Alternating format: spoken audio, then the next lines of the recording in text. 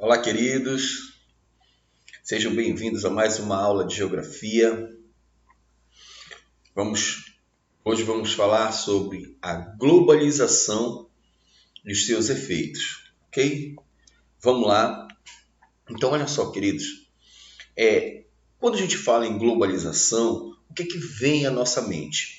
Vem logo as inovações tecnológicas, né? A difusão de informações, né? A gente percebe também que há algo, né, que chama a nossa atenção quando se fala em globalização são os aparelhos eletrônicos, microcomputadores, celulares, as redes tecnológicas integradas, né, com esses aparelhos, a internet,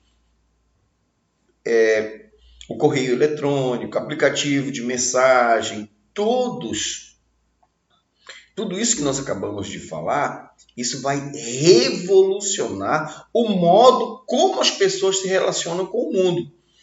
E, na atualidade, esses dispositivos eletrônicos interligados a uma rede mundial de computadores, a internet, elas fazem parte hoje do cotidiano de bilhões de pessoas, né, em todo o planeta.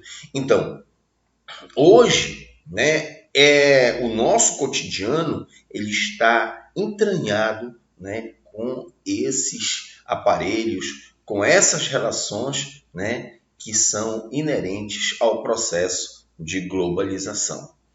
Ok? E aí a gente vai falar, quando a gente fala sobre esses aparelhos, sobre a rede de computadores, a gente precisa falar sobre a revolução tecnológica, ou a revolução técnica, científica, informacional, como diz o professor Milton Santos, né? Bem, mas para chegar à revolução técnica, científica e informacional, né, nós precisamos compreender a história da revolução tecnológica. A gente precisa entender que após a Segunda Guerra Mundial, e aí o então processo de Guerra Fria, né, e a disputa aí entre a União Soviética e Estados Unidos pela hegemonia mundial, ela vai originar, por exemplo, a corrida espacial, a corrida armamentista. E a partir desse embate, o que é que a gente vai ter? A gente vai ter a revolução tecnológica, principalmente nas telecomunicações e nos transportes, por causa dessa busca, dessa hegemonia em demonstrar, em imprimir, em relacionar, né, a melhor e mais avançada tecnologia. Então, é por isso que a Guerra Fria ela foi uma guerra também de demonstração de poder, né? Então, isso vai fazer com que haja, a partir desse embate, a revolução tecnológica. Bem, e na atualidade, boa parte dessa comunicação ela acontece em tempo real, né? Por exemplo, essa aula que a gente está tendo aqui de maneira remota, ela acontece de maneira full time. Ela pode acontecer no mesmo momento, né, em tempo real, via satélite, fibra ótica, seja lá qual for a tecnologia, né? E essas novas tecnologias elas vão adquirir um papel fundamental nas relações entre as pessoas, na produção de conhecimento. E esses novos ramos científicos, esses novos ramos da ciência, eles foram se desenvolvendo, por exemplo, com a robótica, com a biotecnologia, com a microinformática, com a nanotecnologia, né?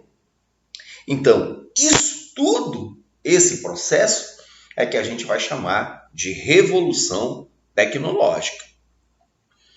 E a partir dessa revolução tecnológica, dessa comunicação via satélite, a gente precisa entender como vão se estabelecer os fluxos financeiros mundiais. Então, como é que vai se dar os fluxos financeiros, a circulação de capital pelo mundo, que hoje é uma característica também do processo de globalização, né? Já que a gente está falando, né, dos efeitos da globalização. Então, olha só, com esse alargamento, agigantamento do mercado internacional e a intensificação dessas trocas comerciais, os capitais eles passam a circular também de forma mais rápida, devido a esse processo de comunicação instantânea, né? Devido a esse processo de avanço tecnológico do dinheiro virtual, né? do dinheiro de plástico, Eu fico olhando meu filho, ele diz assim, eu falo, ele pede alguma coisa, eu falo, filho, eu não tenho dinheiro. Ah, pai, passa o cartão, né? Então, a nova geração ela já compreende essas relações, dessa intensificação, nas trocas comerciais, no circular de capital, né? O circular também dessa forma mais ágil, mais rápida, por exemplo, nas bolsas de valores, né, dos principais centros financeiros mundiais. E aí você tem, né, essa interligação através dos fluxos financeiros entre todos os países do planeta. Aqui ao lado você vai ver o ranking dos países, né, que a gente tem na circulação de capitais, na saída, né, na IED significa intensificação, né, na interação, né, entre esses capitais, entre esses fluxos financeiros, ok? Então, olha lá, os fluxos financeiros, né, e essa economia de desenvolvimento em transição, ela vai fazer com que o dinheiro, né, essa circulação, ela fique mais ágil, mais rápida e maior em todo o planeta. Isso evidenciado, isso favorecido pelo processo de circulação, né, de processo de revolução tecnológica. Ok? Então vamos lá. Bem, e aí a gente precisa falar também sobre o sistema de transporte.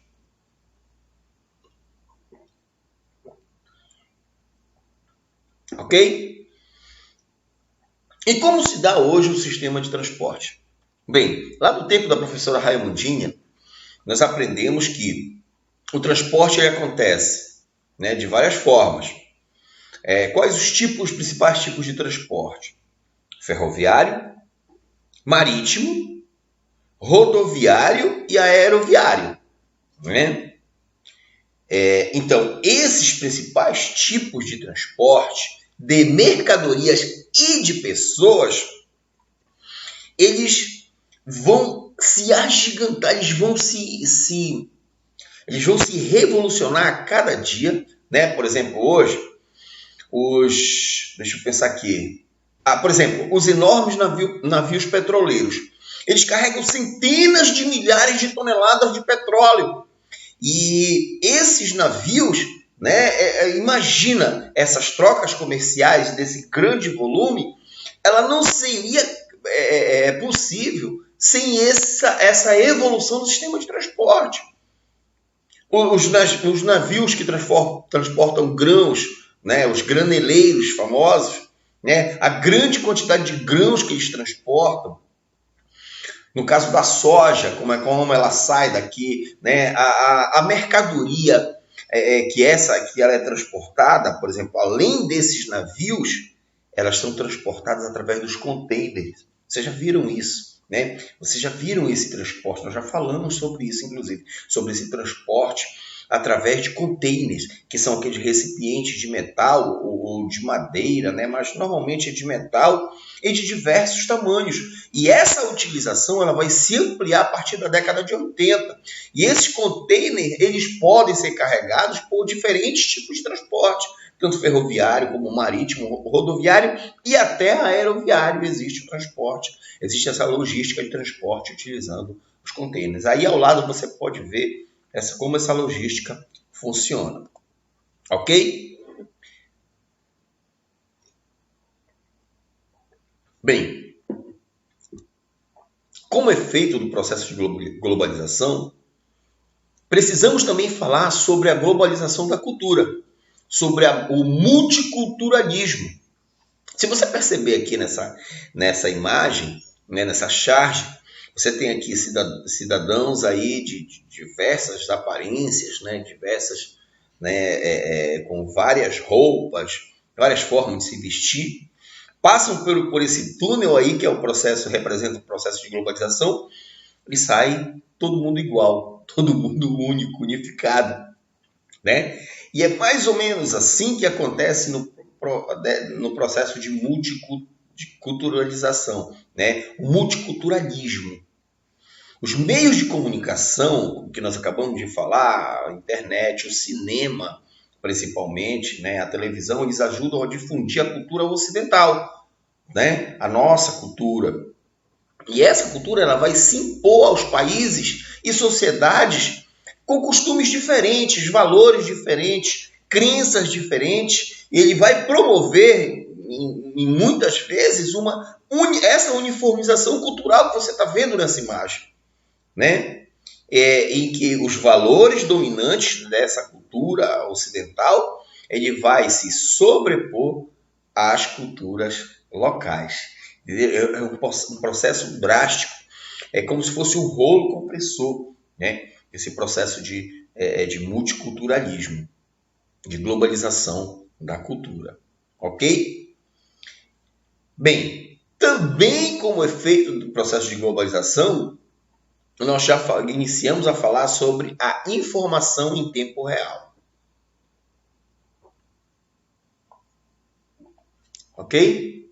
Bem, hoje, nos dias de hoje, queridos, é possível você ter acesso, por exemplo, pela televisão, pela internet, em tempo real.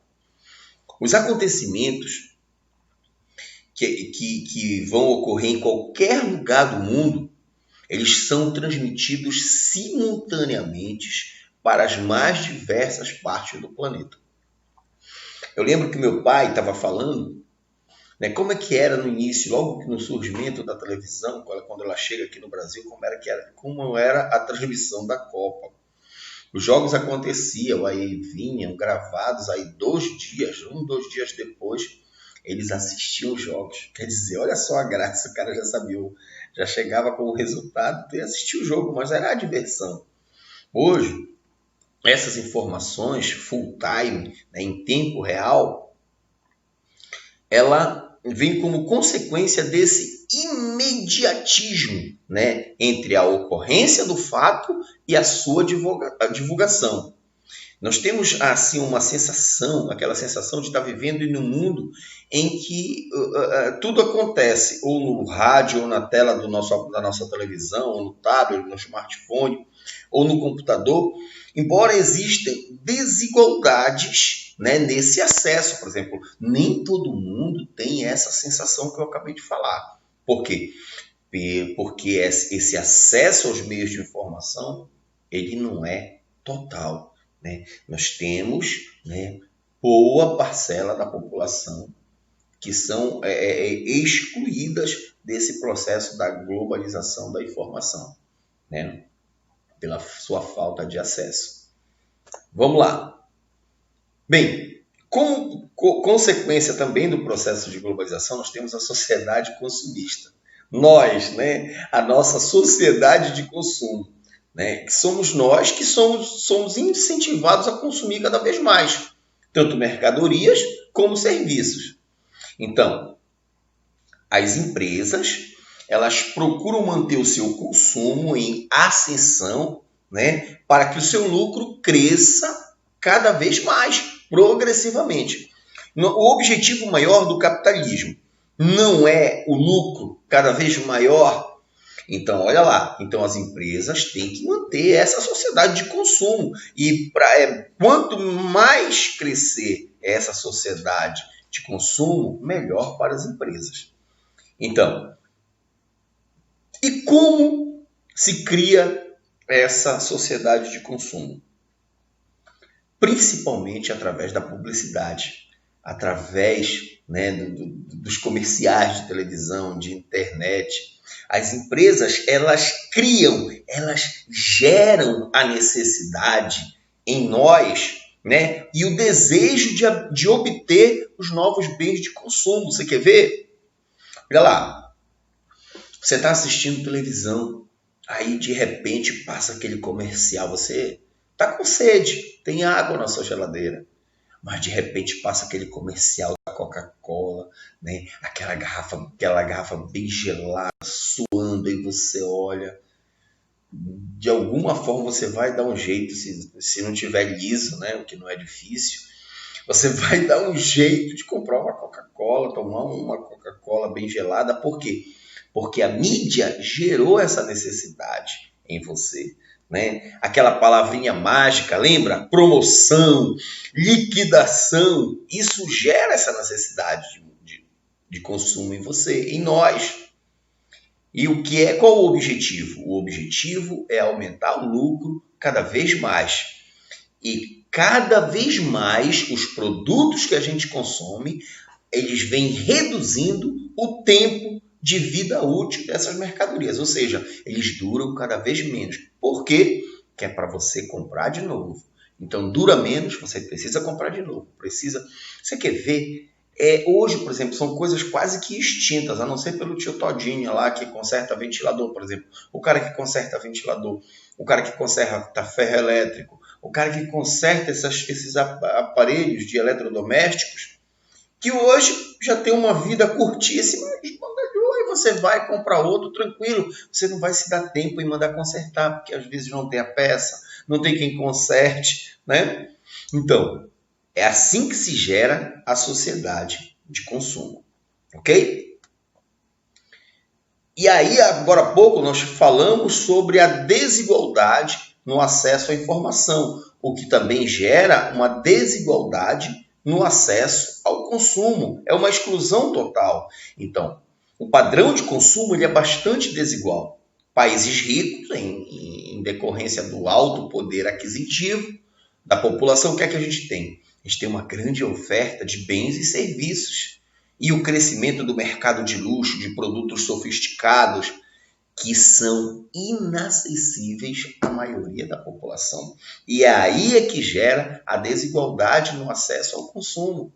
Por exemplo, essas aulas online, essas aulas remotas, essas aulas online, querido, isso aqui é uma dificuldade para muitos alunos, porque nem todos têm acesso a uma internet, a um computador, a um celular de qualidade que possa gerar aí a aula para vocês, possa rodar essa aula que eu estou dando para vocês.